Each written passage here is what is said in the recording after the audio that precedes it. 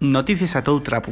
Asturias tendrá presupuestos para 2023. 4 partidos opusiéronse al texto presentado por el ejecutivo de Adrián Barbón. Son les nomás enmiendas a la totalidad. La derecha parlamentaria, formada por Vox, Foro, Ciudadanos y el PP, no consiguió algamar una mayoría a las contra de les cuentes autonómiques. El proyecto saldrá sofitado por la FSA, Podemos Asturias, Izquierda Xunida y el Grupo Mixto, integrado por Fernández Bartolomé, es miembro de Ciudadanos. Este año fue el más caluroso en más de un siglo según la EMET. Per primer vegada superáronse los 15 grados de temperatura media anual. Sindicatos y patronal aconsellaron una subida del 15% para el nuevo convenio colectivo del sector. La hostelería asturiana llevan sin aprobar un convenio sectorial desde fai más de 10 años. Ahora las negociaciones están paradas por una discrepancia sobre la gratificación nadaliega de 200 euros. UGT y comisiones, sindicatos representativos, quieren que los trabajadores tengan derecho a la gratificación con independencia del tiempo que tuvieran dados de alta. La patronal no refuga completamente la medida, pero la oposición es que se pague de forma proporcional al tiempo trabajado. Casi la mitad de personas en Asturias tarden más de 40 minutos en llegar al so trabajo. Según cifras del INE, el Principado ya la cuarta comunidad en tiempos de desplazamiento